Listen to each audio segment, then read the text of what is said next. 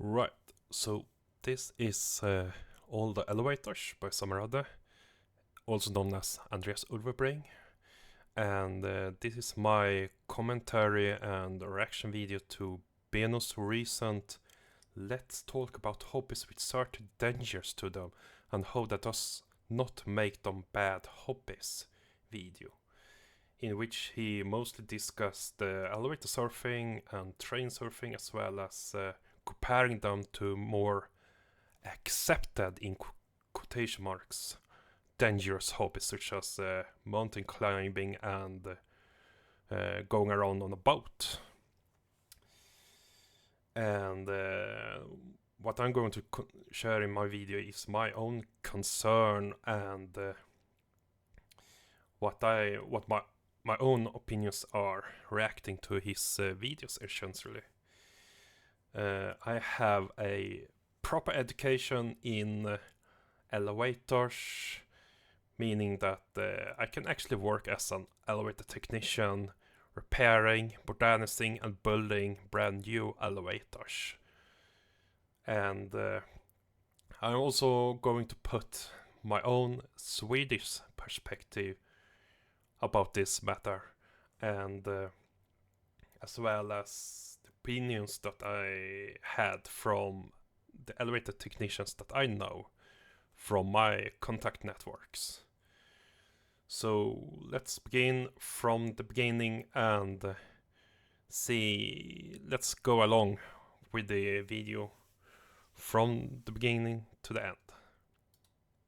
Right then, in this video we're going to be talking about safety in hobbies that have got certain risks to them. Things like lift surfing and train surfing. But not only those, also mainstream hobbies such as rock climbing and abseiling and boating, which I'd argue the same equally applies to those hobbies, because on mainstream hobbies people generally understand the concept. The hobbies have risks, but you can learn a hobby, you can then achieve that hobby by educating yourself and then building up skill in the hobby. And hobbies such as rock climbing and sailing, you regularly get young people doing the hobbies, and it's seen as a good thing when they've built up the skill to be able to achieve that hobby. Yet on other hobbies which are less widely accepted, like lift surfing and train surfing, these hobbies are always looked at as being dangerous, terrible, bad, daredevil hobbies. And it's time we need to address this, because Well, one thing that I immediately think about where a clear distinction is between rock climbing and elevator surfing is the fact that elevators aren't toys.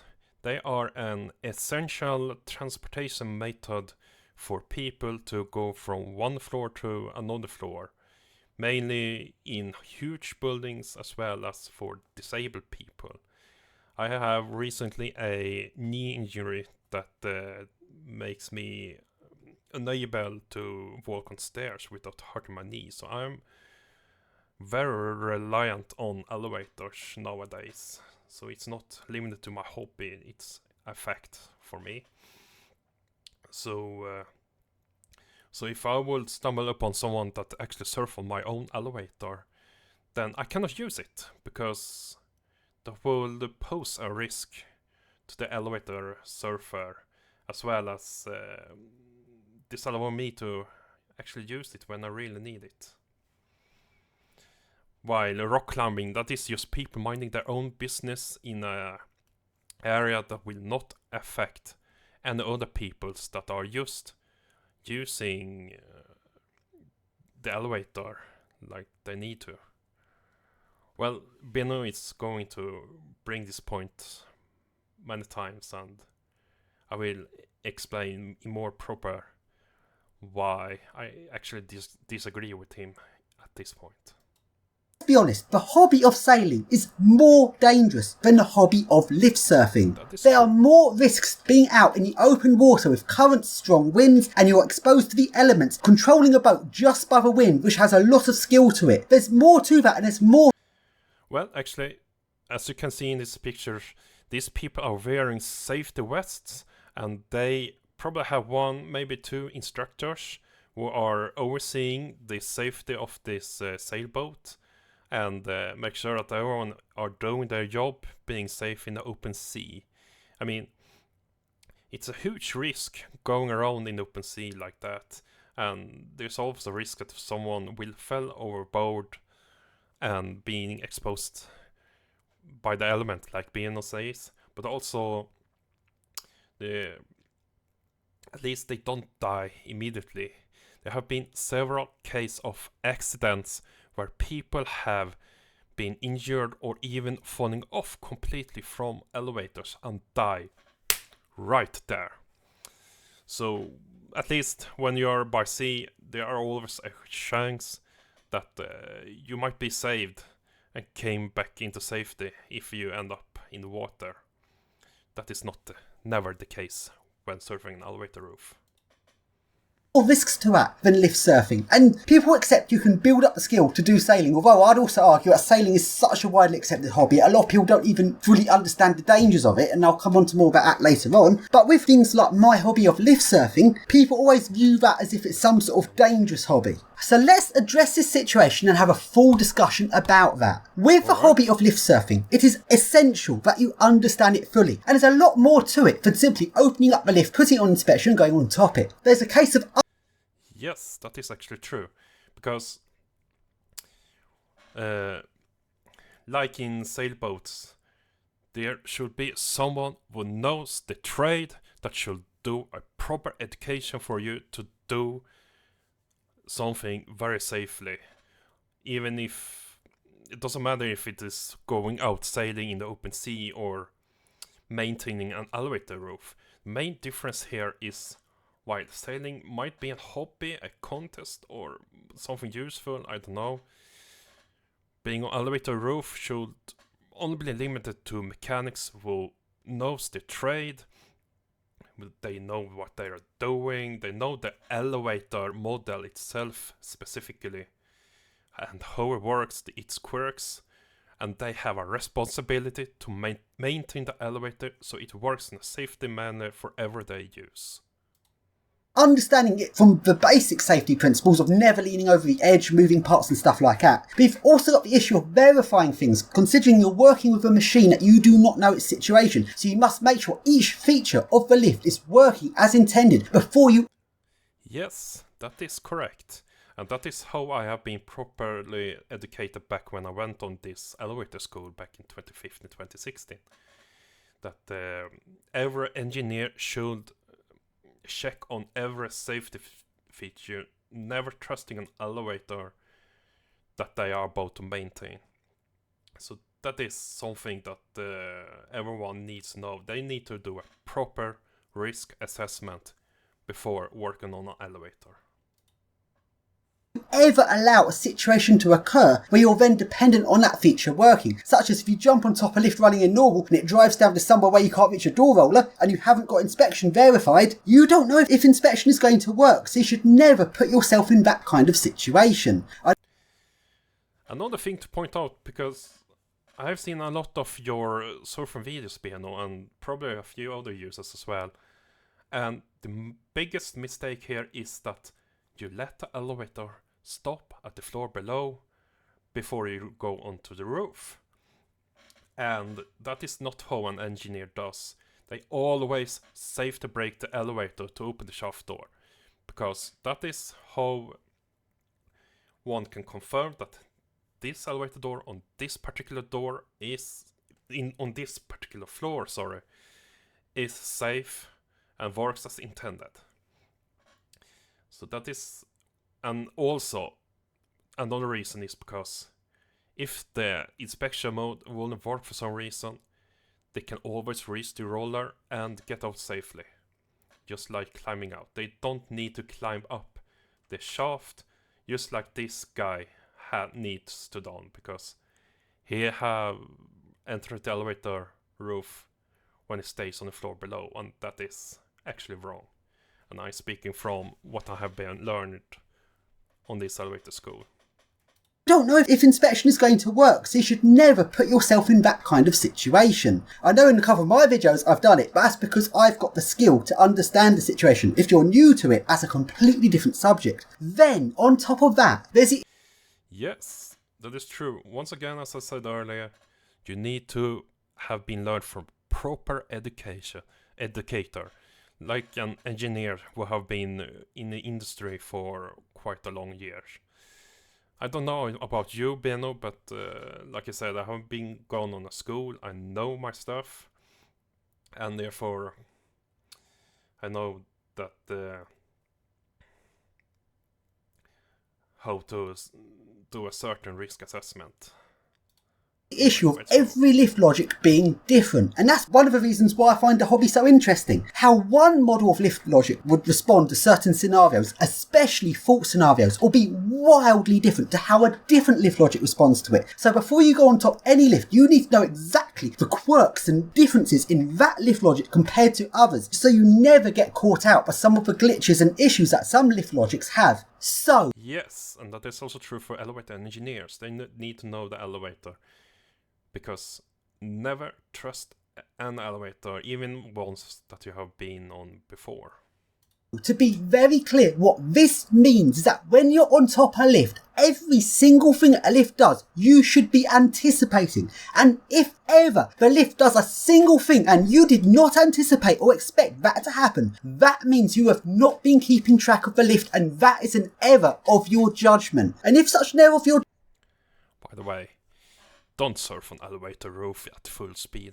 That in its adds another level of how dangerous it can be with moving parts and sudden behavior, just like Ben points out here.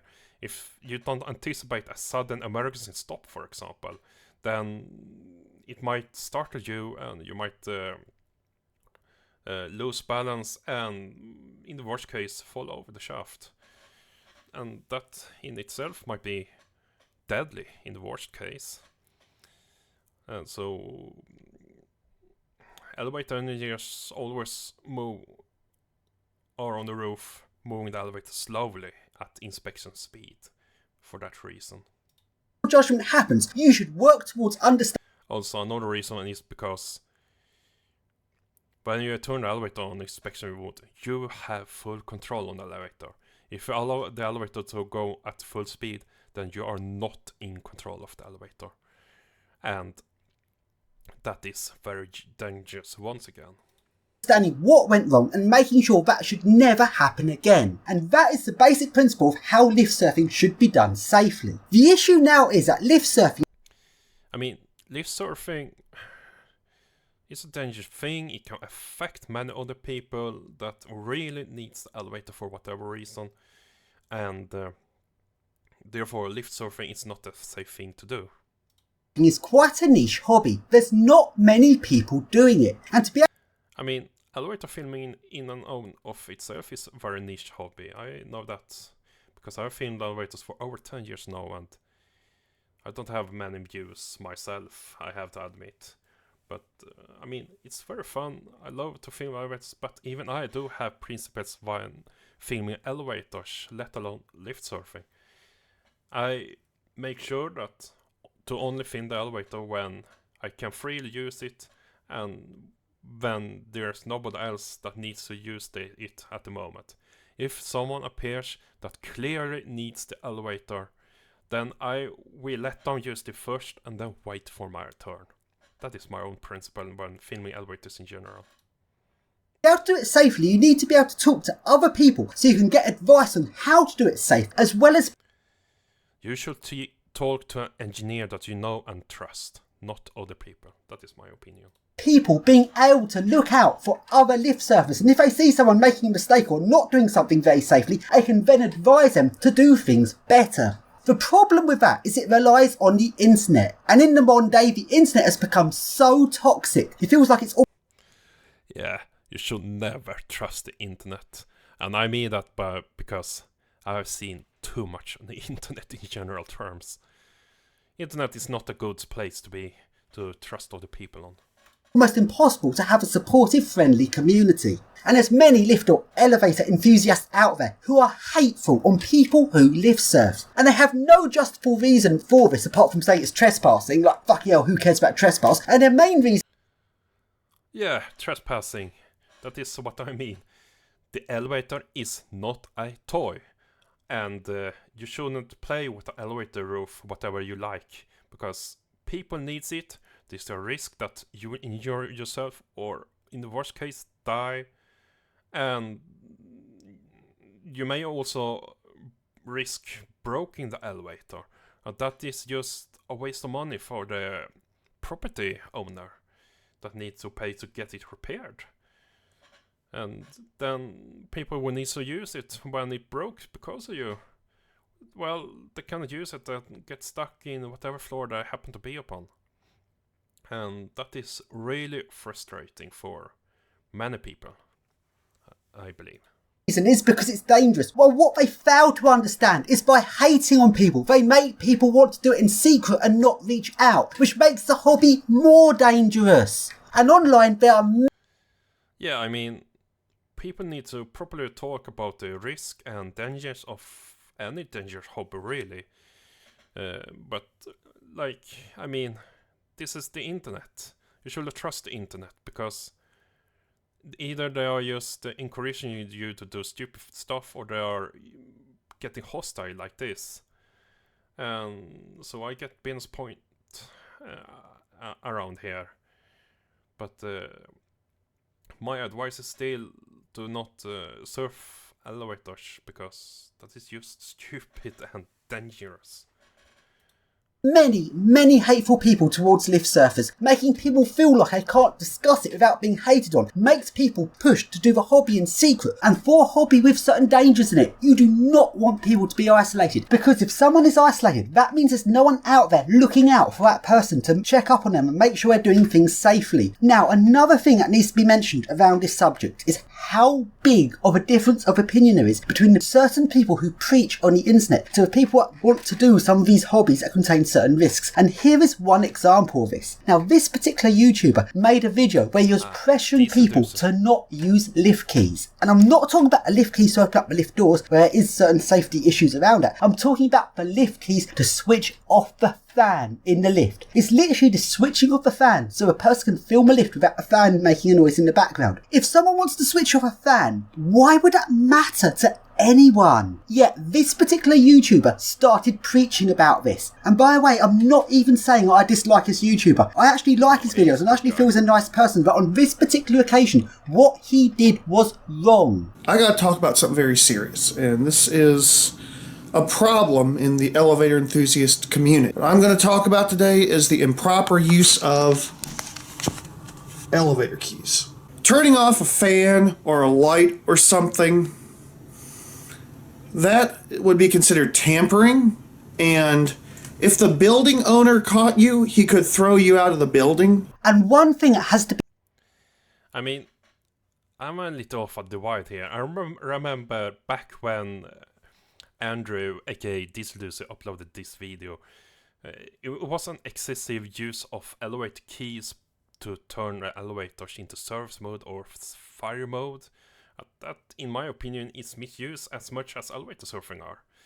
But tampering with elevators, like turning off the fans by using keys, well, I believe that is okay as long as you turn on the fans once again. But like always, leave the elevator in the way that you found it. That is the point here. And yeah, otherwise I don't have much of an opinion, because here in Sweden we don't have elevator keys for different mode of operations for these elevators. The only keys we use are to unlock basement floors, and I only do that when I have the proper permission to do so. Be mentioned is that this particular YouTuber actually used to use lift keys to switch off a fan himself. What he did next was even more...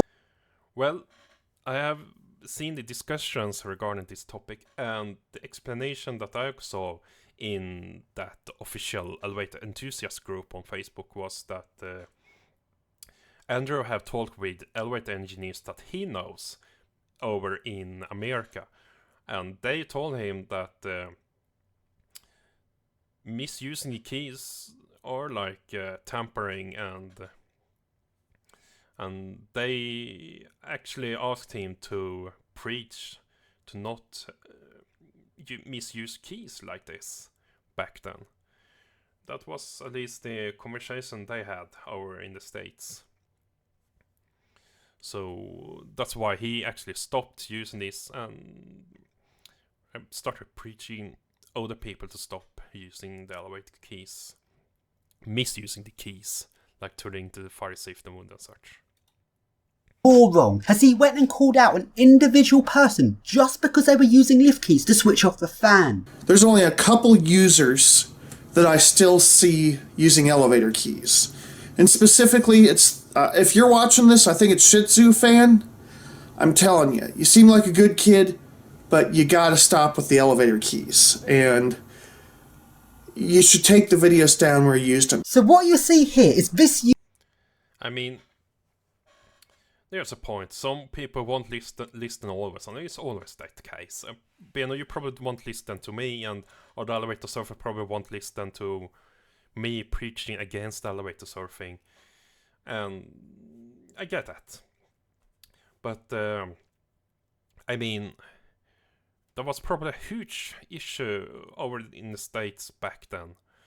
I don't know how things are nowadays and how much they will use elevator keys, or where the balance would be between the acceptance of using elevator keys and when it is regarded as misuse. And that probably depends on the proper owners, elevator engineers, and the individual elevator films themselves. And once again, I live here in Sweden. We don't use elevator keys for operating elevators in different modes that much, so I don't really have an opinion about this. YouTuber using the fact he's got a large following to pressure an individual person just because he didn't like the fact this person was using a key to switch off a fan temporarily so they could make a video. How this... I mean, yeah, that is not great. It's not a good idea to name-calling individual people, because I have seen many examples of this, and I have seen an army of followers going to the other person's channel and attacking that person because Andrew told him not to. And that in itself is also a very bad idea. I've seen a lot of YouTube dramas because YouTubers have called out other people and their followers follow suit. And that is just chaos. So don't call out on other people publicly like this. YouTuber tried to pressure an individual person in this clip was unacceptable. Now think about someone like myself who does far more things than just switching off fans in lifts. For someone doing things like I am, think about how his words are going to be seen and how much it will make the hobby feel like it's a hate-filled place. And that really shows how divided things have got. How could a hobby... I mean, there are a lot of very small children who are starting filming elevators everywhere in the world, actually. Who doesn't know the limits of what is okay and not when riding an elevator and such. And I have been told of many cases myself about when young children are misusing elevator start filming and have made landlords kicking them out for that reason alone. And then suddenly hating on elevator filmers because some people cannot contain their excitement themselves. So be mindful about when you're filming elevators in general.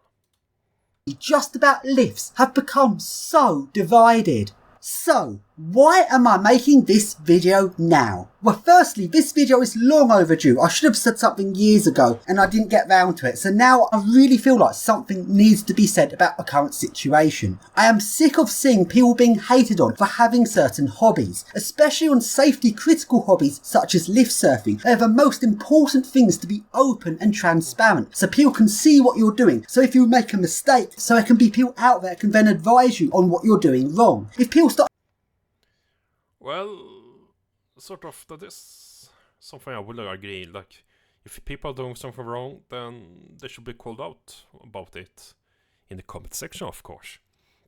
So that they learn of their mistakes and can do things more properly better. Hating on others for having a hobby, it pushes people into doing it in secret, and that makes it more dangerous. And the thing that got me onto making this video is I was initially editing a different video about my new video series about Russian train surfing. And some of the things going on in Russia at the minute are absolutely crazy. And while planning out a video, I mean, train surfing is also very dangerous because if someone slips while surfing a train, then they will fall down on tracks or even, in worst case, fall under the train. I mean, back when I started film elevators, there were a lot of train filmers here in Sweden who did a lot of train surfing. And they stopped using YouTube completely after a few years. One of them was actually caught while train surfing a train that was originally supposed to skip a station, and it stopped there just so the staff would get over and calling him out and forcing him to get off the train coupler. And I mean, yeah. No, I mean, we have a pretty high standard of train safety over here in Sweden as well. But seeing this image of train surfing is just ridiculous. I mean, see how many people there are hanging around in the back. Some might touch the electric wires, which in Russia I believe is 25,000 kilovolts. That is a deadly amount of voltage. Especially considering that there are trains drawing the powers from power line. That can be very deadly. And once such a train accident actually occurs, then the train has to be emergency stopped. The police have to come over and check if the train is okay. And this affects everyone on board who are actually riding the train normally, as they would be stranded in whatever location this accident will occur just because a stupid person train surfed and died. I mean, come on. Once again, be mindful to the people who actually needs to use the train normally to get from A to B. I realised there's things around the subject of these sort of hobbies that needs to be said, which hasn't been said, and that's why I'm doing it now. So let's initially begin this video by talking about this new series. Then I'm going to move on talking about safety in these hobbies and the fact that people do want to do these hobbies, and that there should be room in society for people to be able to do certain hobbies that have certain risks in them. But let's start off with Russian train surfing.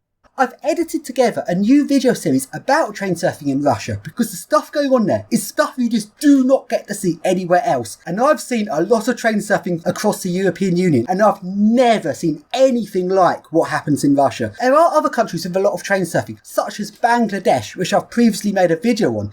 I mean, that is pretty famous, and it was this bad in India as well, but I've been told that the Indian authorities are actually doing a crackdown against these excessive train surfing. I mean, this is quite an overload of trains, so they clearly have a problem with capacity. I mean, the drivers doesn't even have a view out from the window. He have no idea what is going on in the front of the train. And he kind of follows any signage that might cause the train to overspeed and derail, causing a danger to everyone on this train, including everyone with surfing on this train. Everyone's life will be put at risk if a train derails at high speed because these people in front are blocking the driver's view. Now, Bangladesh, in terms of sheer numbers of people, has the most train surfing because there's so many people doing it. But in terms of how far they actually go with what they're doing, Russia has to be the country in the entire world which has taken this hobby further than any other country. And the reason why I've made a video series on it is to archive and document it. Because of the political situation, which I'm sure I don't need to go into, because of the sanctions, people outside of Russia can't easily search for the stuff happening in Russia, and the people in Russia can't so easily upload their stuff to more global reaching video sites. I mean, yeah, people in Russia and outside Russia should know what is really going on the other end. Especially when it comes to political tensions, such as the occurring war. But I don't agree about sharing about people doing stupid stuff that could potentially kill themselves. I mean, like I said, one little mistake on surfing a train and boom, you're dead, and everyone else are stranded for a couple of hours seeing something horrific, such as a dead, mangled body lying on the tracks and between the train wheels. And because of how interesting the Russian train surfing is, I feel like it's important to document it for the world to see, and that's why I've made the series. So click a link in the description to check out this new video series. And the thing is, when I see these video clips, to me, being someone that lives in the UK, these clips feel amazing. It is like nothing else I've ever seen. But at the same time, these video clips do make... Do you really have Death Witch? Well, I certainly don't. Me feel a bit sad because they are living a life which I could never live because of what the UK... They are living with one foot into the grave, Benno. They might die at any second whilst doing this dangerous stuff. UK is like. Now, thing is, regarding trespass, the UK is actually more lenient than most other countries because trespass is not a crime in the UK. I can trespass wherever I want, and I feel I should be able to trespass. Building owners can tell me to leave, but that's pretty much it. However, I think Swedish trespassing laws is a little bit more strict than the UK. If property owner or the tenants of a buildings ask me to leave, then I have no other choice to leave, otherwise they would probably involve the police, and therefore I probably have to lawfully follow that advice.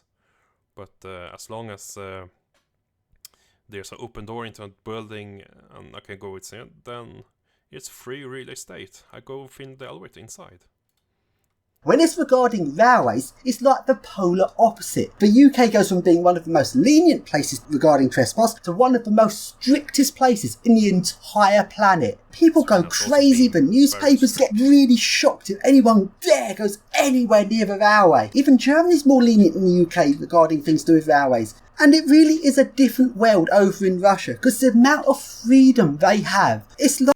If that guy loses his grip, then boom, it's dead. Like an alien concept compared to what happens in the UK. However, I do need to talk about the safety aspects of this. The topic about this sort of subject matter and how to do it safely. And how this subject has become a very contentious subject amongst people's attitudes. Now in Russia, there's a different attitude towards safety. There's more personal freedom, people's individual choice to take on their own responsibility for their own safety. And that's very different to the UK. However, things weren't always like that in the UK. I can remember when slam doors were still running. Things were very different. People would open up the doors of the trains while the train's pulling into the station, while the train was still going 30 miles an hour, and people would jump out of the train at speed. Seems like a completely different world back then. It's really not that long ago, yet it feels like a completely different world compared to today. When today, if you go anywhere near a railway, people will be horrified, let alone doing the sorts of things that the Russians are doing. And some people in the UK would be even more shocked because of the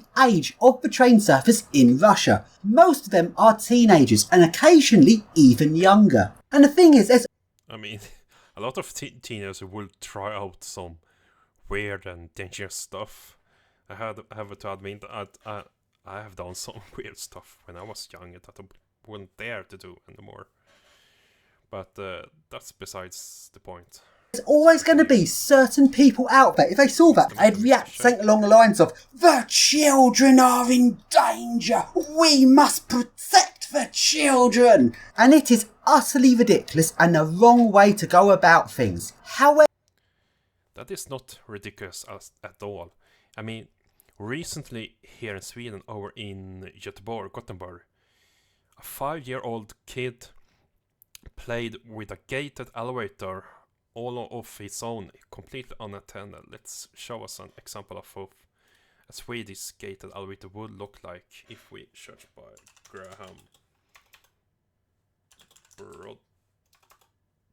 Brothers. And let's see if we can find something relevant around here. Let's take this one from my friend Helvit from Sweden, for example.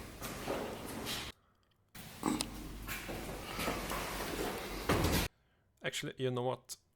I should check one of my own videos and see if I can find one with a schizogate, like that is the case of this accident.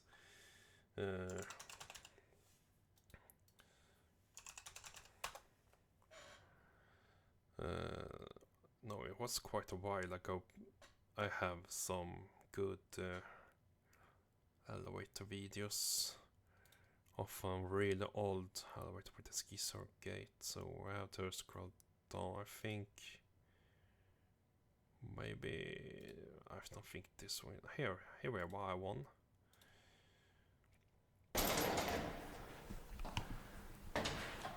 Badly filmed though, but if you check this small area, here's the schizo gate, here's the shaft door. The space between the shaft door and the schizo gate is some centimeters apart, and that is enough room for a little 5-year-old child to stay in between. And as of my understanding of this accident was that this child played with an elevator unsupervised. He closed the schizo gate and he closed the shaft door on himself, staying between the doors, and the elevator went away. And what is left is that he actually stands on this line here with the door closed, and he cannot open the door obviously because it's locked, because the elevator has left the floor. So what ended up happening was that he lost his grip on the foot, and he was hanging with his hands on the door handle, which is somewhere.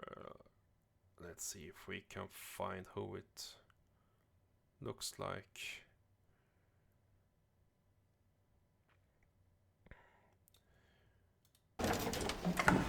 That is the handle. So the kid was essentially holding everything in his life in this handle. And once her mom saw this, she called the fire department. They quickly came over there trying to rescue him, but they weren't able in time because he lost his strength, lost the grip, and he fell down on the shaft bottom. Like that, died right there, living only 5 years, as a 5 years old. And that was one of the most devastating elevator accident in the recent years here in Sweden. However, at the same time, there is the issue of what happens when something like train surfing becomes a craze. Because if too many people are train surfing and will go and attempt to copy without understanding it, and it's that which makes it dangerous, because then people do not know how much risk they're taking on. If they copy something without understanding it, they don't know the dangers they're putting themselves in, and that is when accidents happen. However, I strongly feel like that should not mean that the people that do understand what they're doing should have their freedom taken away. And I also disagree with this becoming an age discrimination issue. I mean, everyone of each own, I guess. Because while it might be said that many young people might not understand danger that well, that does not apply to everyone, because there are some young people that do understand it, because that's the thing they've set their mind to. That's a skill and something they want to achieve, and just because they're young, I don't think should be a reason to stop them. Although, in all well, they should achieve something risky that is pretty broadly, widely accepted, such as mountain climbing or going out at sea, because there are several people that can properly teach them how to do it safely. Nobody's crazy, no adult is crazy enough to train surf in a train other than the ones in Bangladesh, of course. Only thrill seekers are doing this dangerous stuff, and if they don't know what they do, like you say, accident will happen and they will affect other people, such as the passengers of the trains or the people who really need to use the elevator normally. honesty, I'd rather they didn't go alone, but instead went with someone with more experience than themselves. And you can't just look at someone because they're young and say, oh, they don't know what they're doing. Because I know for myself, when I was young, I did know what I was doing on this. Yeah, I mean, a friend of mine always says, don't judge a book by its cover. Now, that's quite true. But it might be the other way around. They actually might not know what they are doing. And they can do something wrong without you knowing it, because you don't know either. So, better be safe than sorry, I believe.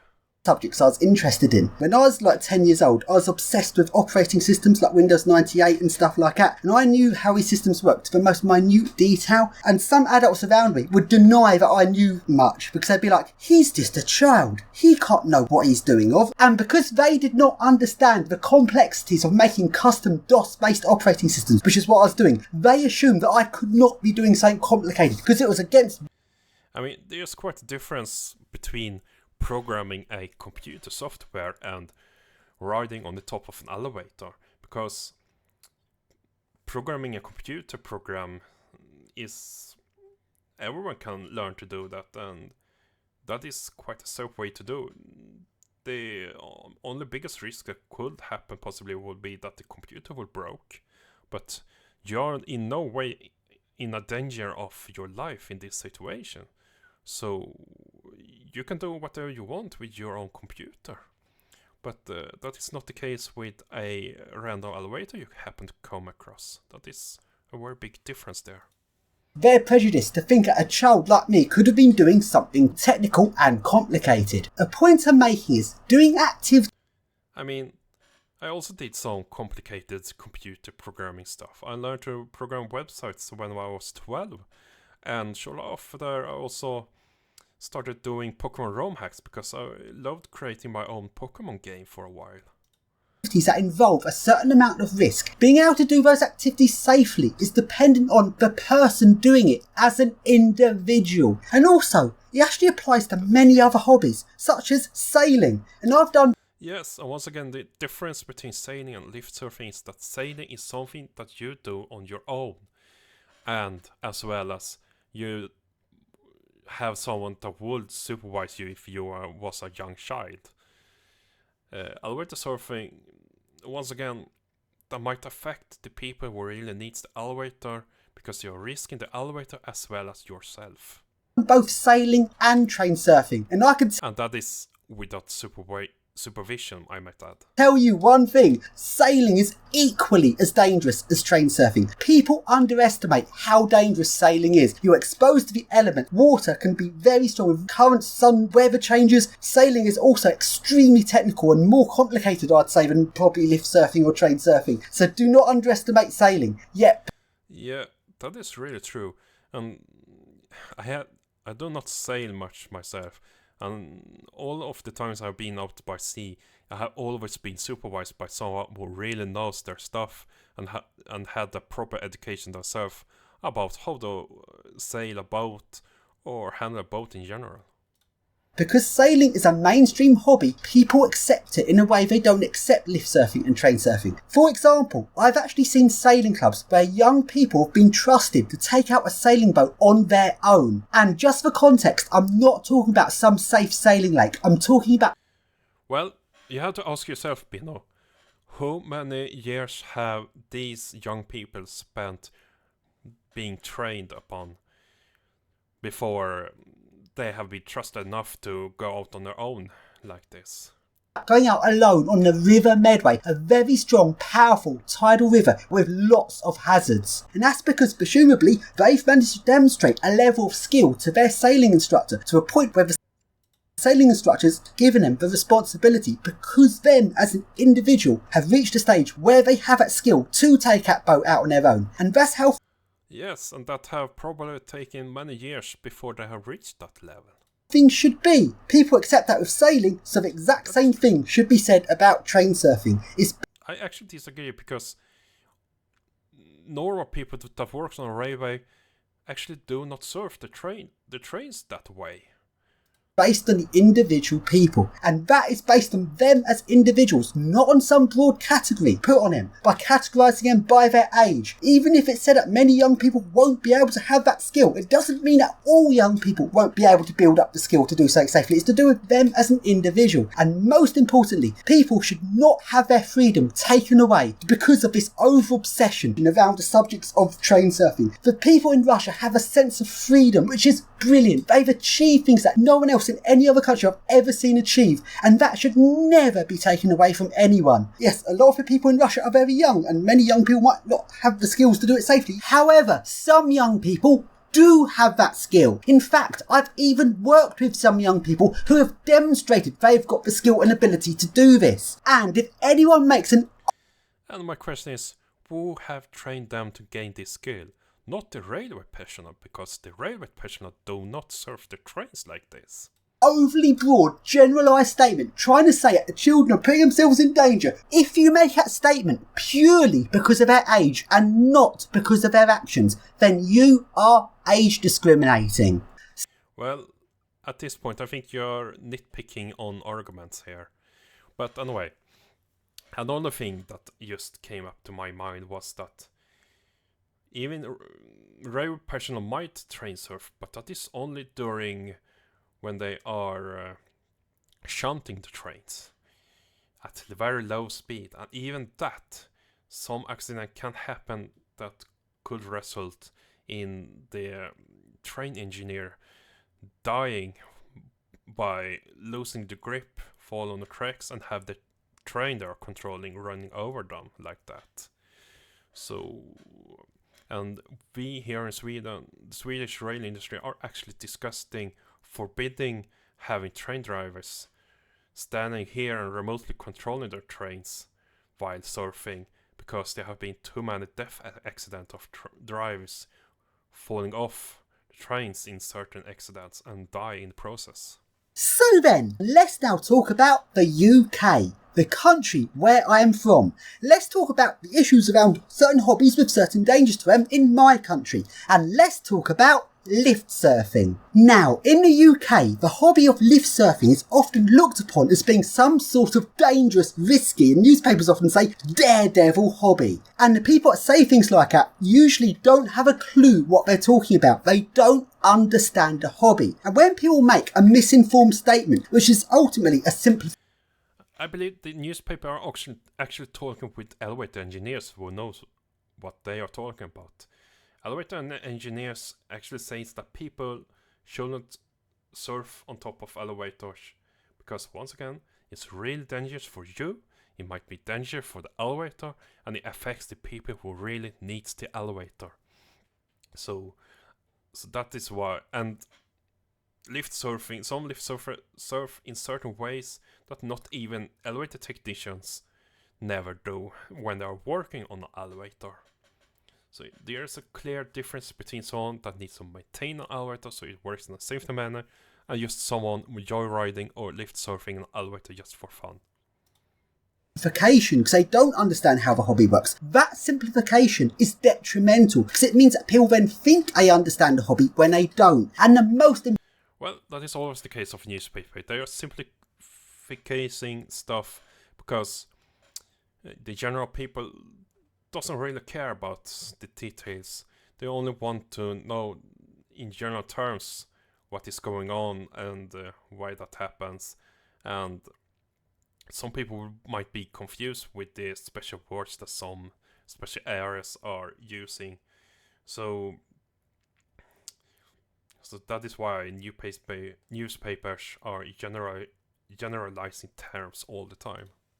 Important thing about hobbies where there is certain risks involved is understanding it properly and fully. And any statement that simplifies stuff and misleads that people think the hobby is something slightly different than it is means that people are less informed, which actually makes it more dangerous. So then, as for the subject of newspapers, and to be honest, some of the newspaper articles, especially in the local papers, are completely inaccurate, full of incorrect facts. But what's worse is not just the local newspapers, but the BBC. They even made a news article about lift surfers in Nottingham, full of untrue facts, like claims that a lift suddenly dropped 3 floors, which is ridiculous. And then this sentence: they're not only putting their own lives at risk, but everyone else's.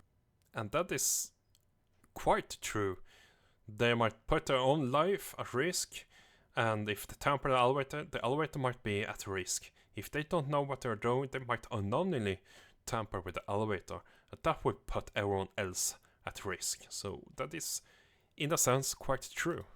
That statement is simply untrue. Now, talking about hobbies with dangers, there's many other hobbies that people do which people completely overlook the dangers to them. Hobbies which have even become a normal part of society, and people no longer view these hobbies as dangerous in the same way that they would compared to lift surfing. And one of the biggest examples of that is driving cars too fast, which has become normalised in society. So, Are you fucking serious? Sorry about that, but driving too fast is normalized? No. Then something is really wrong with the UK, actually. Because here in Sweden, the police are ticketing everyone over speeds all the time. And that is to discourage people to not overspeed and just follow the traffic laws so everyone can drive in a safety manner, just like they have been properly educated by the drivers on driving lessons in driving schools. many people seem to act like it's a good thing to drive cars dangerously, and it is tolerated That is why we have something called driver's license, by the way. by society. And driving cars too fast is more dangerous than lift surfing. When you're on the road, you cannot control all those hazards around you. There will be unexpected hazards which you cannot predict, and that is why everyone needs to do driving lessons that might take several weeks, even some months, before they can get the driver's license. They need to show off that they know the traffic rules, how everyone else should react, and just so everyone are on the same page and can work together to make sure to drive in a safety manner like this, and not do whatever they want, like overspeeding.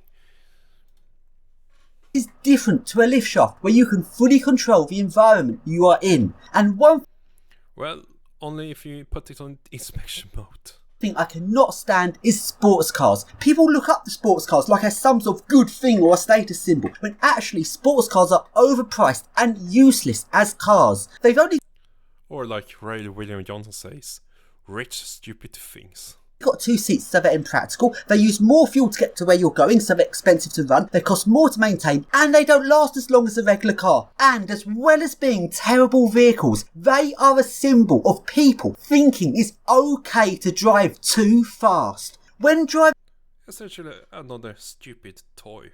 too fast, you cannot mitigate the hazards because you're in an environment where the unexpected can happen. You cannot control what is in front of you on the road. And that is different to a lift shaft where you can in fact control your environment. Unlike driving a car dangerously where you're When it comes to car driving, everyone is expected to have driver's license, which is a proof of certification, meaning that they should know the traffic rules on the road and work together.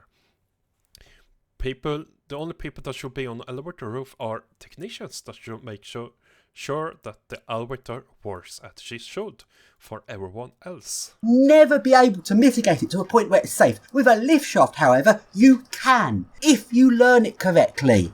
So, And that is why elevator technicians should probably learn from other elevator technicians and going through proper education.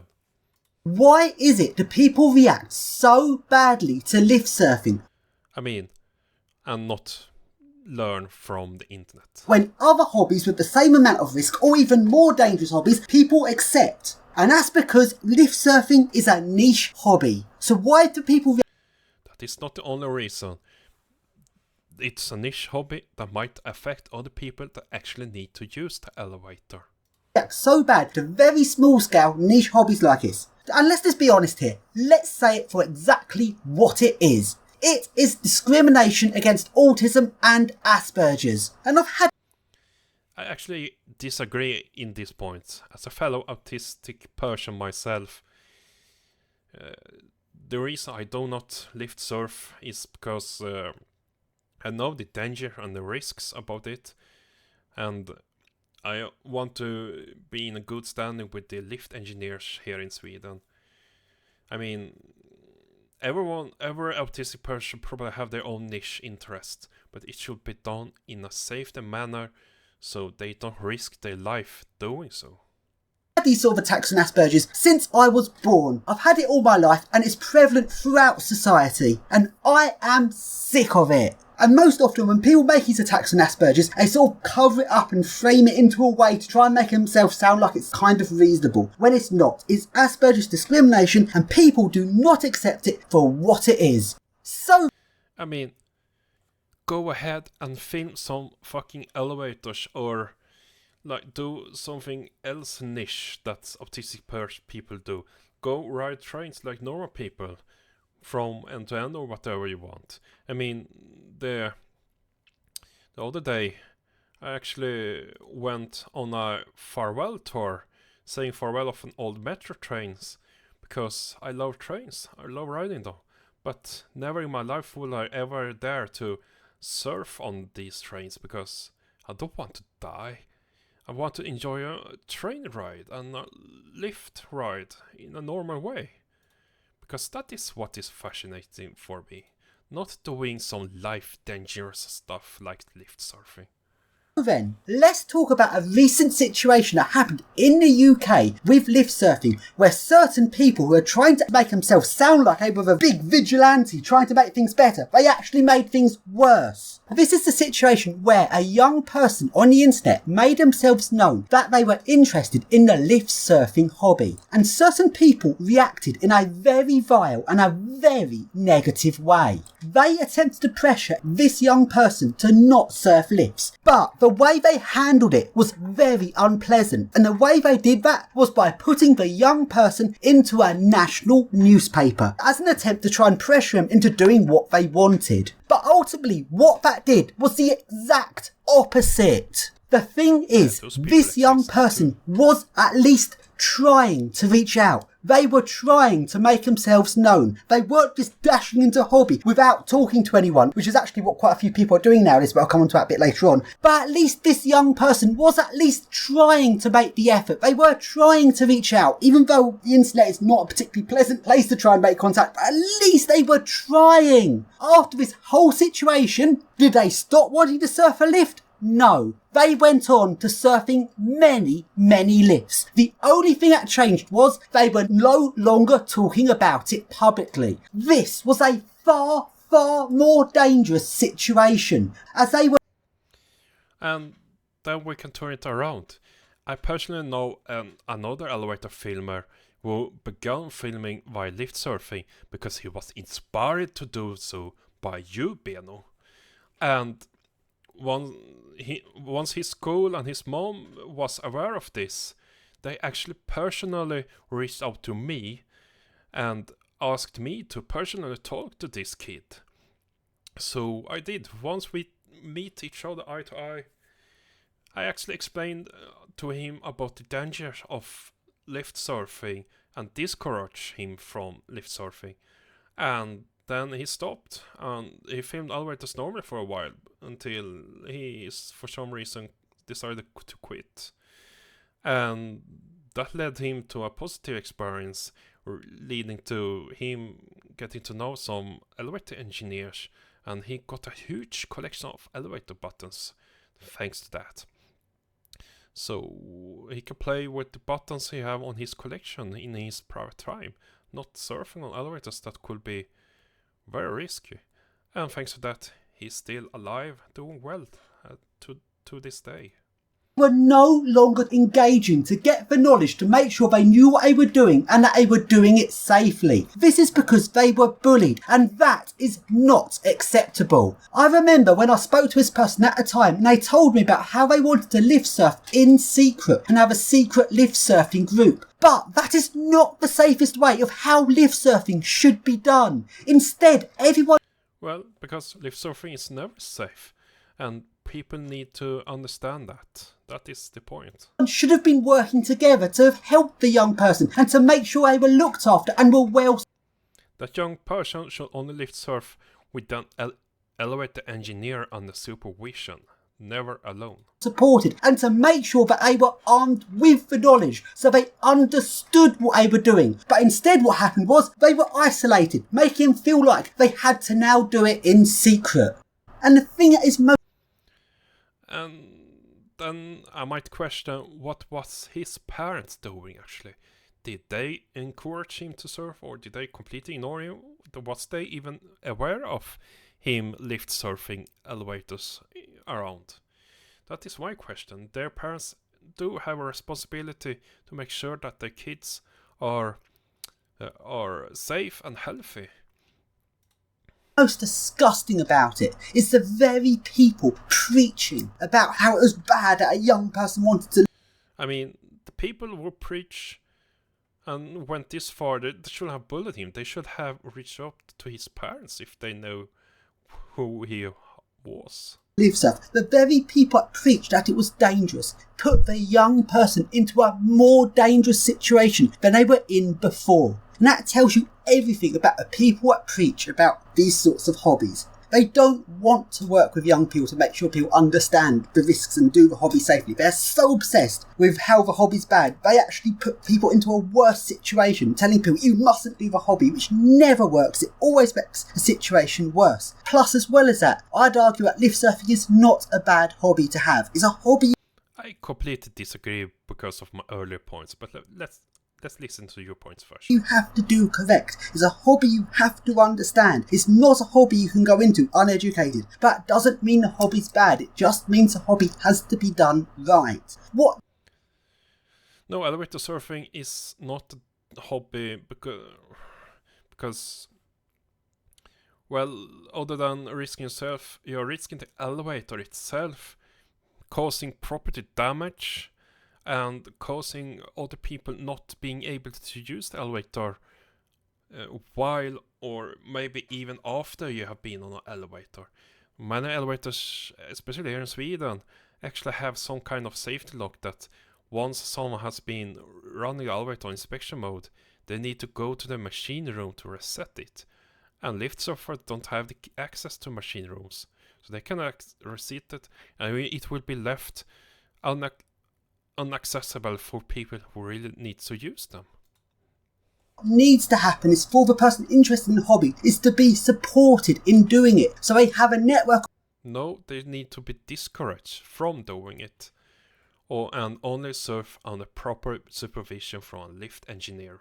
Of people as making sure they do it safely, and it's making sure they understand it. And in an ideal world, to have someone that would go with them to do the hobby, so they're not doing it on their own. And yes, a lift engineer should do that. That's what should happen. Not the person should be pressured and bullied into not doing it, which ultimately doesn't end up with them not doing it, but ends up with them doing it in isolation, which is a... Yeah, they shouldn't be pressured like in this way, but parents have their responsibility to make sure that the kids are safe, and they have the responsibility to tell them about to not do dangerous stuff like surfing elevators on their own. A worse situation. And to put this into perspective, let's talk about a different hobby. Let's talk about the hobby of rock climbing and abseiling. On this... Yes, and that is something that people are doing on their own. That doesn't affect other people's, because they don't have a need of mountains in general.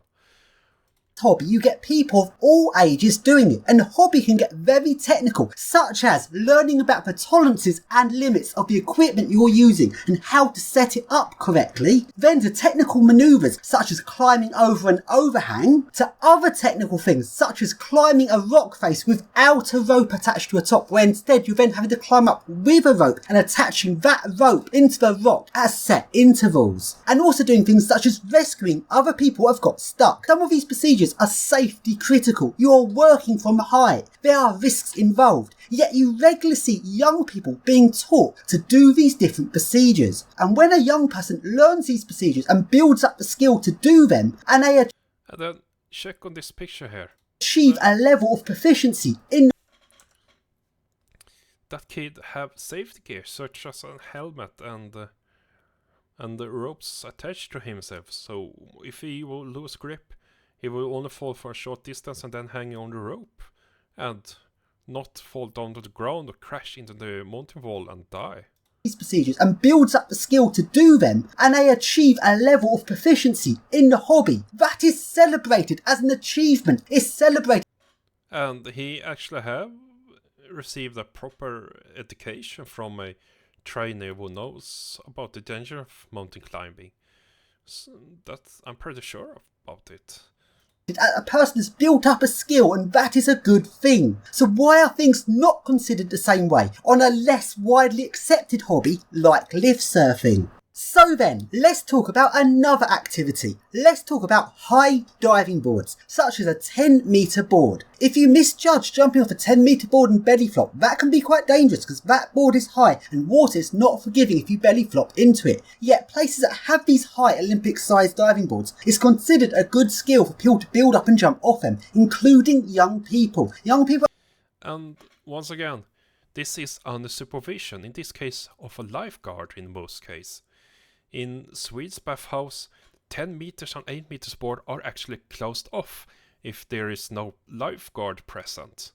So they have a limitation of how high someone might climb up and jump off from without supervision into a pool, which by the way has been designed to be deep enough so people that jump from higher heights won't crash onto the ground below it.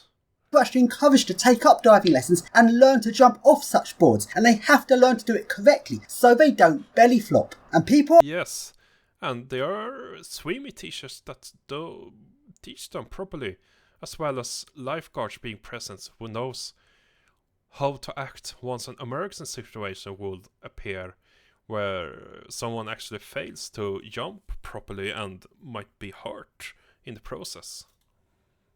Oops, sorry. Not going, oh, it's dangerous, don't do it, in the same way I would do with something like lift surfing. Now, with that said, let's also talk about another hobby with certain risks to it. Let's talk about driving boats. And I'm now talking about inflatable boats. Now, previously I've talked about sailing, and I've actually done both. I've done sailing boats with a sail, which is very technical sort of hobby, and I've also done inflatable boats with an engine. And I've since built up skill on those hobbies. But when I... Okay then. Who have teach you driving boats, Beno? Have you learned it from the internet, or have you actually gone to a proper boating school to gain your skills? That is my question. I initially first started, when I first bought my first boat, things were different. And your answer was you were self-taught, and that is in and of itself very dangerous and life-threatening. You were lucky that actually managed to solve your situation and get back safely. But not everyone is lucky like that. Some people might die because they don't know what they are doing in the sea. I actually put myself in danger when I first got involved in this hobby because I didn't really... You write it yourself. Many people are drowning in this river from falling in without a life jacket. And not everyone knows that they need to use a life jacket when they are going in small boat.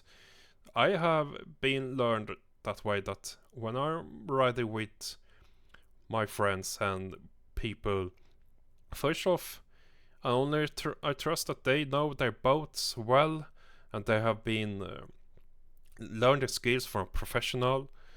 And in case I have been allowed to drive, I have been driving boats under supervision from the owner itself, and we always have safety vest on, just to make sure that in case accident occurs, that we are still floating onto the lake.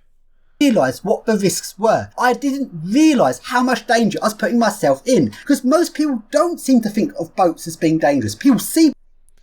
Yes, and you could have avoided all of this if you actually went to a proper sailing club or boat school or something like that, and not trying stuff on your own in this case. Boats all the time, and it just looks like a normal everyday hobby. People, including myself, wasn't aware of quite what those dangers are. So when I got my boat, the first time I took my boat out onto the water, the engine cut out. I didn't have a clue what I was doing off, and the currents of the River Medway swept my boat out to sea. Yes, and that is, as you probably have realized by then, very dangerous. You're fucking lucky that you're still alive after this. And I was stuck in this boat. I couldn't do anything. My boat was being pushed out to sea and there's nothing I could do. I tried to row against the current, but River Medway's currents is so strong I couldn't row against it. I was on this little boat being swept away out of control. Eventually I managed to flag down another boat who towed me back to safety. I was in so much danger that day. I didn't even have a life jacket, but I didn't realise. When that happened and when I made it known on... Yeah, like I said, you should have gone on a boating school. Here in Sweden, depending on what size of boat you're driving and if you're alone or with a couple of people, some type of boats require you to have a driver's license to drive these boats here in Swedish waters. So that is yet another point to prove that you actually know how to safely maneuver a boat in the sea along other boats as well, and knowing what to do in certain situations. So once again, don't try dangerous stuff just like that. You need to do proper education. Online when it happened. Did people go, this person is dangerous, we must put him in a national newspaper to make him stop using his boat? No. You fail once again about the point here. We mustn't pressure Beno to never driving boat again. We must pressure him to go through proper channels, like having a proper educations before you can properly understand how to drive a boat like that. They didn't. Instead, I had multiple different people message me wanting to give me advice. People saw what I was doing was dangerous and they wanted to warn me after I was putting myself in more danger than I realised, and they wanted to help me improve things and make me learn how to do it safely. People... Yes, that is a good thing. I hope they all were learned from boating clubs and schools how to properly drive a boat. In the boating hobby were looking out for each other. They were wanting to inform people in a positive way, not in a negative way of going, you must not do that. Not being negative like what we just saw in the lift surfing hobby. They were wanting to be positive and improve things so I could go out on my boat, but do it safely. And that's how things should be. People should be wanting to look out for each other and help people do things safely, not telling people not to do something, which ultimately does nothing. Just think about this. If those people told me, do not do this, don't go out on the boat again, do you think I would have listened to him? Of course not. Telling me... No, but they should have told you, go to this boating school so they can teach you the proper way to handle a boat. And then, once you are certified, then you can safely assume that you can get out to the sea once again. Not to do something, it's not going to stop me doing it. And the same goes for many other people wanting to lift surf. Telling them not to won't stop them. Instead, we need to be helping people to make sure they fully have the knowledge to comprehend. No, because elevators are not toys. They are a transportation device that helps people reaching their desired floor. And the only people that should be on the elevator roof are elevator mechanics, engineers, that have as their job to make sure that the elevator always will work for these people who really needs the elevators. What the risks are so they understand it. So then, the final thing I'm going to say on this video, and to be honest, this is probably why I've been putting this video off for so long, is because no matter what I say here, it'll probably cause some sort of issue with someone. But the thing is, things have got so bad that staying silent is no longer an option. So I have to speak out. There's one particular lift filmer / YouTuber who's been trying to sound like he's some kind of voice of reason on the subject, although he doesn't seem to have any grasp of the situation. The only way he can see things is the innocent children have put themselves in danger. However, he's managed to talk it in a way which makes him sound like he's some sort of reasonable party to the subject, when he isn't. He's being hateful. Now, I don't want to go over everything he said because it'll just take far too long. But one thing I really want to draw attention to is this particular statement he has made, because what he says here is fundamentally wrong. Adult surfing lifts, I don't care, because hopefully you've got some hazard perception. It's your risk.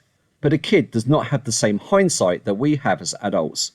Notice the way he phrases it, he kind of makes it sound like he knows what he's talking about when he doesn't. And I feel like he doesn't really have experience with actually working with young people on such... Well, I might not have experience either to work with young people, but I do have experience about working with elevators. So I know what I'm talking about, and I completely agree with Mr. Matt and Mr. Shade that this version is. And the reason I do is because just like he have a proper education about working with alarms and such, I have a proper education about working with elevators, and therefore I know that. He Let's does go back again. no Your risk in lifts, I don't care, because hopefully you've got some hazard perception. It's your risk. But a kid does not have the same hindsight that we have as adults. Well, actually, that is not limited to kids. People who do not know, doesn't have any hindsight. They need to be properly educated first before they can do something risky. Such as going out on the sea, for example. So that is actually not limited to children. But one thing to bring up here is that children and young teenagers are more prone to take risk compared to adults. Adults have more of a risk assessment and do things more safely nowadays. And that is, once you grow older, you are taking less risk because you want to be safe, don't you? and I feel like he doesn't really have experience with actually working with young people on such subjects. The first thing about what he says there is it implies that adults are automatically safe, and that is untrue. I've actually been with adults who are not at all safe. They don't have a clue what they're doing. They are not capable of keeping track of the lift. With me, they were safe just because I was there ready to stop the lift at any moment, but they were not safe to do it on their own at all. And when I put them to the test, they were not keeping track of what was going on with the lift. They did not know what was happening around them. They did not grasp how the lift worked or what keeping track of what the lift is doing means. So effectively, while they're on this lift, their actions were being based off guesswork, meaning they were not safe or in control of the situation. So the idea an adult would know what they're doing is incorrect. But the second part, his claim that any child... Well, in this example, well, I hope that you are properly supervising this guy who have no idea what he's doing and teaching him the proper way to do things. Assuming that you are a certified lift engineer, that is. And as far as I know, you probably aren't. Won't have the skill to know how to do it safely is untrue. I have worked with young people who have demonstrated that they have got it. And you could easily say that a lot... And you can actually teach people to do it safely. If they don't know, they should probably learn about stuff. large number of young people would not have the skills to do it safely, and that would be fine. That is actually true. But that doesn't mean you can paint everybody with the same brush just based on their age. I mean, once again, you're just nitpicking about things. You're just like people are generalizing. You're nitpicking. Of course, people shouldn't draw everyone over a brush or something like that. But that is just in general terms. Newspaper does all the same as well. Rather than treating people as individuals, and it's down to the capability of that individual person, whether they've understood it individually. You can't just collectively group all people together based on an age. I have worked and seen in first person that some young people are capable of understanding what they're doing. I get the issue that you're going to have people who don't get it, or you don't know what some young people might be doing, but at the same time, to just age discriminate and make a broad statement not based on someone's individual skill but based on their age, that they somehow don't know what they're doing, it is wrong, and it stinks of hate speech of age discrimination. And there's something that's very worrying about this situation, is that in the comment section of his video, there are some young people telling him that he's right to say what he's saying and that sort of stuff. Well, at the same time, they are lift surfing themselves. And they are lift surfing in secret. Most likely because they know he won't like it if he found out, but also because they're trying to be edgy teenagers, telling one group of people they're not lift surfing while lift...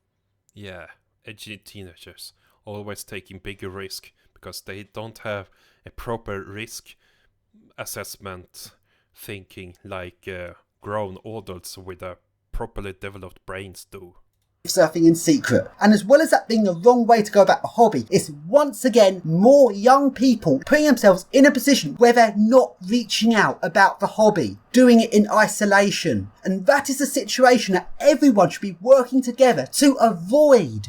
There's one other thing that has to be said. While this YouTuber is trying to make himself sound like a voice of reason and the one who is criticising lift surfing, when back in 2015 he promoted and encouraged people to surf lifts, he has completely U-turned on his opinion. But back in 2015 he was the one who encouraged me to surf lifts. My YouTube channel would have not turned in the direction that it turned if it was not for him. Back in 2015, as well as directly messaging me and encouraging lift surfing, he made videos he put online onto other people's channels called How to Surf a Lift, directly encouraging people to lift surf, but with dangerous, incorrect instructions. His videos were telling people to open up the lift doors and then step down on top of the lift. And that is dangerous for someone inexperienced. If you don't have it. Yes, I do remember the video, and back then I also fell onto the trap, honestly. But right after, when I went on an elevator school, I know the proper way how to safely surf a lift, and I can tell you that that video that used to exist, that showed people how to safely surf over this, that is wrong, that is dangerous. I have to completely agree there. Experience of lifts and you just followed it as a step-by-step guide, you'd be on top of a lift which you did not know the situation of. You do not know if that machine was working how it was meant to work. You would be on top of a lift without verifying it. You could be out of control on top of a lift, the lift could not move, you might not be able to reach your door roller, and if someone's inexperienced they wouldn't even know what verifying means because his how-to videos didn't even discuss verifying. And anyone copying his videos without experience could end up on top of a lift. They had no clue what the situation was, having no idea on the fact they were relying on the machine to work, which might not work, and if it didn't work and they had to climb a shaft to reach a roller, as well as physically climbing a shaft being dangerous, it'd be dangerous doing it without knowing if that lift's going to move or not. So. And you were inspired by that passion, even encouraged back then, and that is such a bad influence actually, because think about this, how badly risk would it have been if Yes, I was the one who taught you how to properly surf a lift. And based upon what I learned myself from this elevator school back in 2015, 2016. And to be completely honest with you, I actually regret doing that. And I have actually deleted my own videos of me surfing before I went to the school. The only videos I have of lift surfing is when I was under supervision. And because that is accepted, and that is what I also encourage myself. And I have actually stopped lift surfing because I know it's dangerous, and I also know that it can affect the elevator and other people might not be able to use it while I'm doing that. I feel like elevators aren't a toy once again. Anyway, the point I'm just making is, if you see his videos where he talks about lift surfing like it's bad, you might not realise that how much he has U-turned and how he used to encourage it in the past. And I feel the thing that really triggered it all is that when I started lift surfing, I went full on the hobby. I've done it more extensively than anyone else on YouTube, to the number of different models of lift I've surfed, to how far and wide I've travelled, to how far abroad I went. I full on took on this hobby to an extent ultimately he hasn't done anywhere close to how far I've gone on this hobby. And I feel that was the thing that really set off his obsession towards, you know what, Ashley, I don't even want to go into it, it's not worth it. Let's just end the video there. So, to finish off this video, I've got two messages. One message to people that might be wanting to get involved in hobbies like lift surfing and train surfing, and another message to people that say things along the lines of all the hobbies dangerous. So firstly, to the people that might be wanting to take an interest in lift surfing, it's all about doing it safely. You should never just run into the hobby without understanding it, because that is where things go wrong. Lift surfing is a hobby where you have to learn and understand many things. It does get quite complicated because it's not simply about how to open up the lift doors and get on top and drive the lift. Lift surfing is about understanding what's going on. There's many different lift logics out there, and all of them have different glitches and different little things to them where they react differently to other logics. You need to learn each logic so that you always know exactly what's going on. You should never be on top of a lift and something takes you by surprise, because you should always be aware of all of the issues around each logic. Also, when getting on top of a lift that you don't know, you're getting on a machine and you don't know how it's serviced or if it's working correctly, so you should never rely on anything till you've independently tested that each function you need to rely on actually works. And it does get a bit technical, because you have to think about what actions you're going to take and whether those actions would lead you to be in a position then going to be doing so, not knowing if that function works or not. So you have to be so careful. Now, if you are thinking of getting involved in the hobby, you need to be open and transparent, and most of all, you need to make sure people can see what you're doing. So if you do make a mistake, so that people out there would be able to give you advice if you get something wrong. If you do the hobby in isolation or in secret, people won't be able to see what you're doing, meaning that you could be doing something wrong and you don't even realise, which is why it's essential to make yourself known, whether that's uploading videos to the internet or being involved with other people. And also, if you're new to the hobby, you shouldn't go and try it on your own. You should be with people that have got more experience than you, so you can do the hobby under supervision. Now, there's people out there, like I've mentioned in this video, who will just say something along the lines of, "The hobby is dangerous, you should not do it." And while it's no bad thing to be reminded that a hobby has dangers, if those people make you feel like you should do it in secret, then those people are not looking after your best interest. They are pushing you into isolation, which is a more dangerous situation. Because ultimately, there will always be people out there that don't like what you're doing, and that is life. If you are going to be doing a hobby with certain dangers, you need to be doing it in the safest way possible. And that means you're in a position where people can tell you if they think you're getting something wrong. So you're not doing it in the dark where people don't know what you're doing. And before we proceed here, my message for people think of taking part in lift surfing hobby, why they shouldn't do that, is because, well, elevators are quite dangerous for you if you don't know what you're doing. It can be a danger for elevator itself. There are many moving parts. There are also electric wires. Some poorly maintained elevators might have exposed wires that might give you an electrical shock that can be deadly sometimes. And people who are surfing and playing with the elevators might make the elevator unavailable for normal people who really needs the elevator. In my opinion, the only people that should be on the elevator roof are elevator engineers that maintains the elevator to make sure that it works and runs in a safe manner, and make sure that they are available at all times. And even if you really want to surf, make friends with elevator engineers that knows the trade, and ask them if you want to surf the elevator while they are working or under supervision. That is what I have been doing when I was a trainee in some elevator companies during my education. And what else? What was I supposed to say? I mean, be safe, kids. That's pretty much it, I think you're getting something wrong, so you're not doing it in the dark where people don't know what you're doing.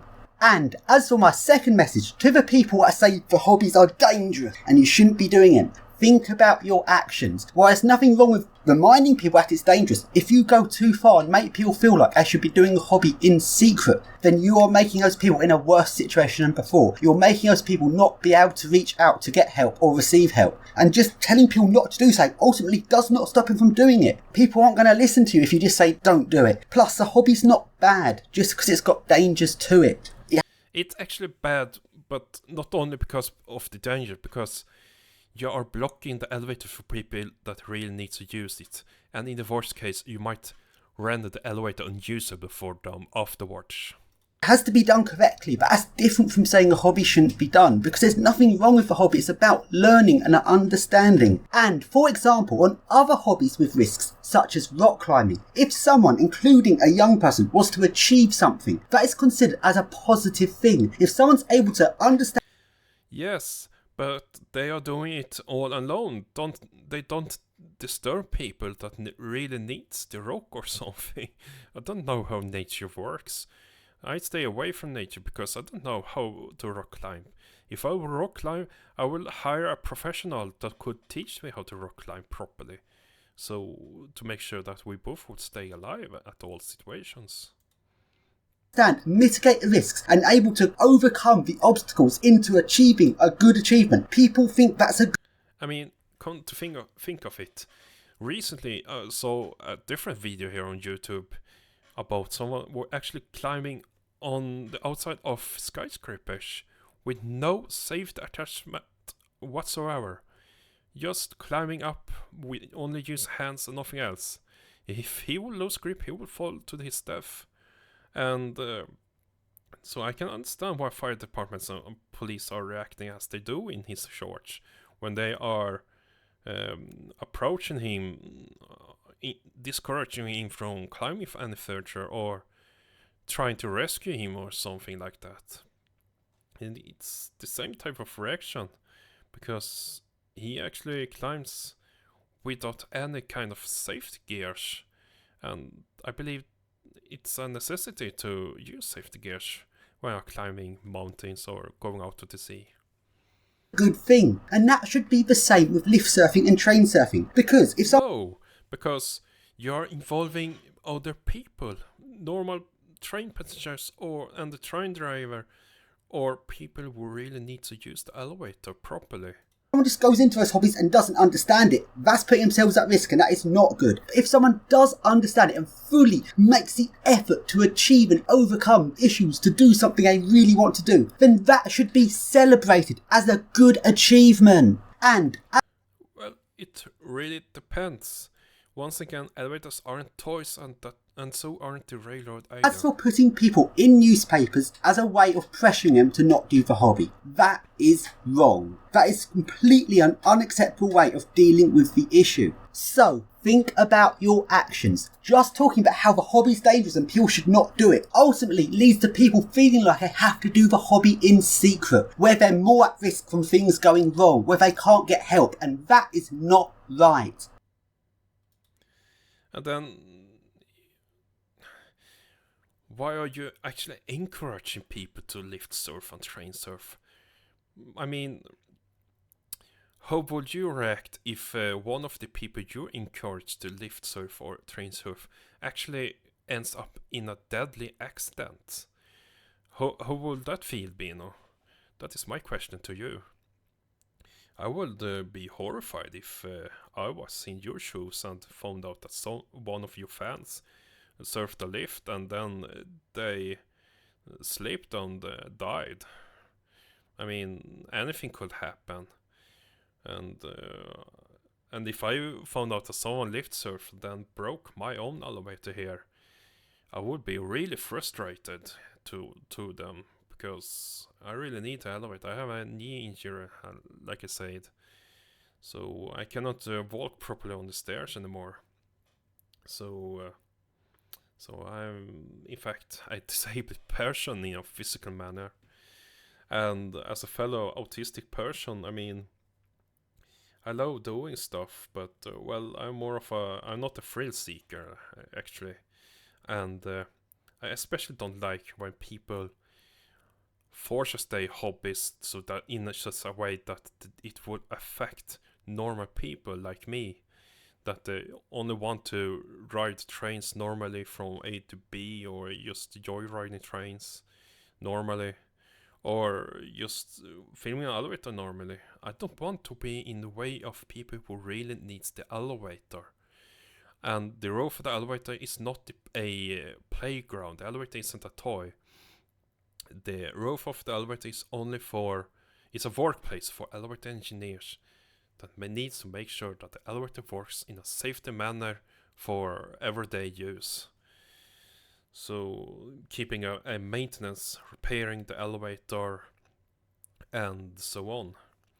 So that are the reasons why elevators aren't toys, Bino.